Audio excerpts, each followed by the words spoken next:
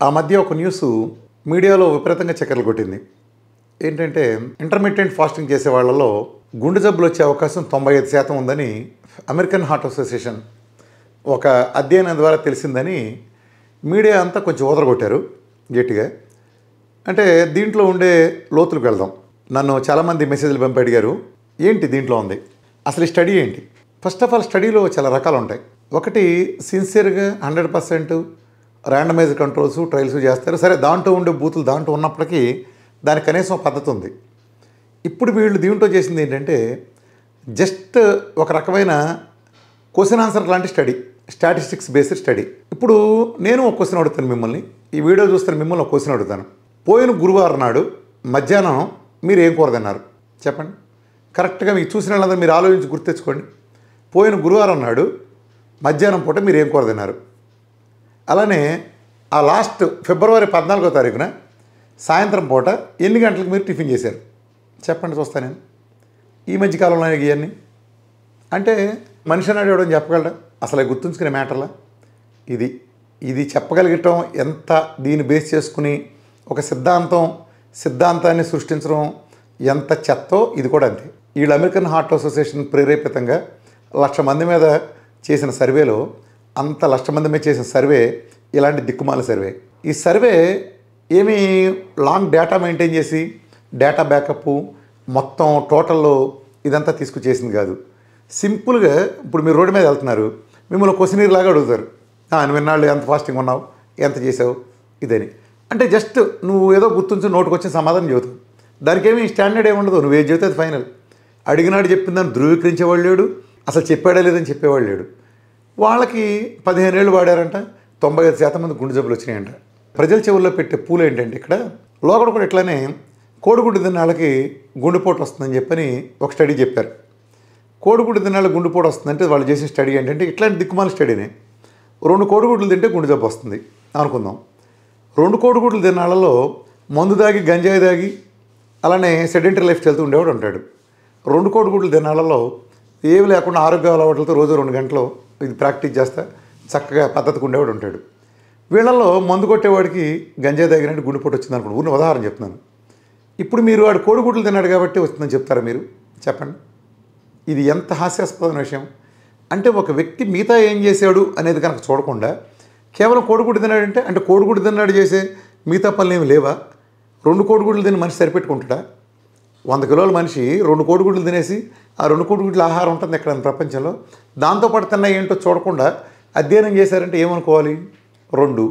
అలానే ఈ అధ్యయనం చేసేటప్పుడు ఫ్యామిలీ హిస్టరీ ఏమైనా ఉందా? ఇప్పుడు గుండె జబ్బు ఫ్యామిలీ హిస్టరీతో ఉన్నాడు ఉంటాడు, ఆడు ఎన్ని జాగ్రత్తలు తీసుకుని వచ్చే అవకాశం ఉంటుంది. అలానే ఇంకొన్ని మందులు వాడే రిస్కు, ఇతర జబ్బుల తాలూకు మందులు వాడే వాళ్ళలో, అలానే దీర్ఘకాలిక డయాబెటిక్ రోగుల్లో, అలానే కిడ్నీ మన బీపీ, హైపర్ టెన్షన్ లాంటి అధికంగా ఉండే సమస్యలు ఉన్న వాళ్ళలో, ఆటోఇమ్యూన్ డిసీజులు ఉన్న వాళ్ళలో గుండెపోట్లు వచ్చే అవకాశం ఎక్కువ ఉంది. ఈ స్టడీలో అలాంటివి ఏమైనా తీసుకున్నారా? నో. ఇప్పుడు వాడి గుండెపోటు 10 ఏళ్ళో 20 ఏళ్ళో డయాబెటీస్ ఉన్న పర్సన్ పట్టుకుని వీళ్ళు నువ్వు ఎన్ని గంటలు ఫాస్టింగ్ చేసావని అడిగితే వాడేదో చేతి వీళ్ళు రాసుకుంటే వాడికి ఈ ఫాస్టింగ్ మూలన వచ్చిందని ఏంటి?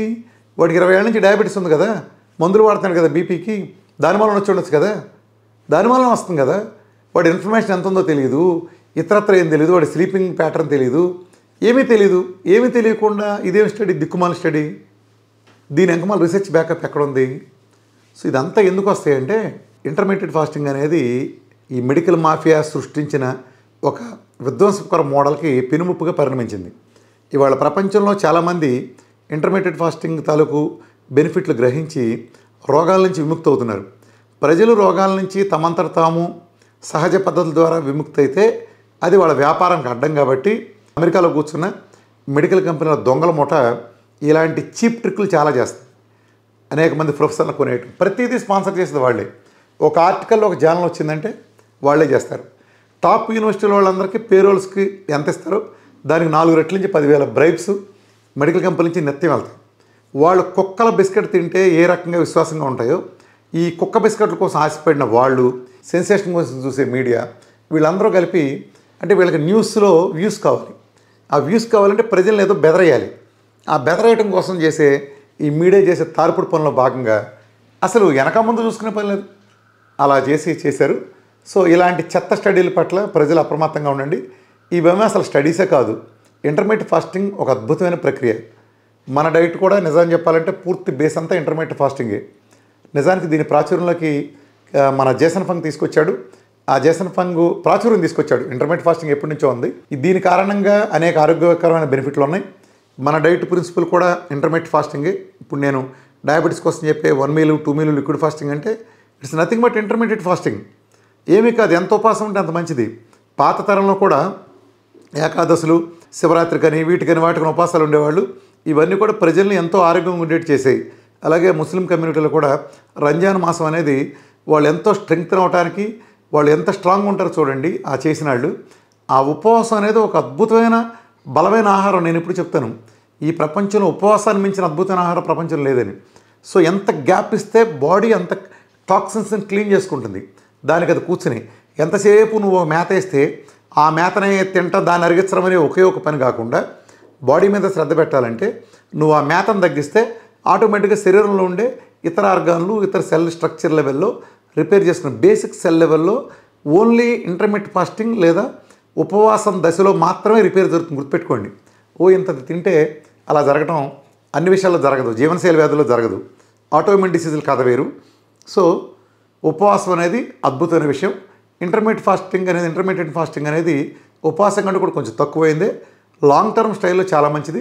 ఎప్పుడైనా సరే ప్రజలకి ఇవాళలాగా 3 పూటలు కాకుండా 2 పూటలు అనేది ముఖ్యంగా భారతదేశంలో చక్కగా సరిపోయే అంశం. ఎంతలా వాళ్ళకైనా సరే ఏదో అథ్లెట్ పెర్ఫార్మెన్స్ చేసే జిమ్లకు వెళ్ళి చెమటలు కక్కే వాళ్ళకి 3వ మీల్ తప్ప మామూలుడికి బ్రేక్ఫాస్ట్ లంచ్ బదులుగా ఒక వయామీడియాగా ఒకటి హెవీగా తీసుకుని సాయంత్రం పూట ఫ్రూట్స్, నట్స్, ఏదైనా సంథింగ్ అలాంటివి తీసుకుంటా కార్బోహైడ్రేట్స్ కొంచెం తక్కువ ఉండేది తీసుకునే 2వ ఫుడ్డు లేదా సూప్స్ మధ్యలో ఇలాంటి ఫుడ్డే జీవితాంతం ఆరోగ్యంగా ఏ హాస్పిటల్ మొహం కూడా చూసించేది.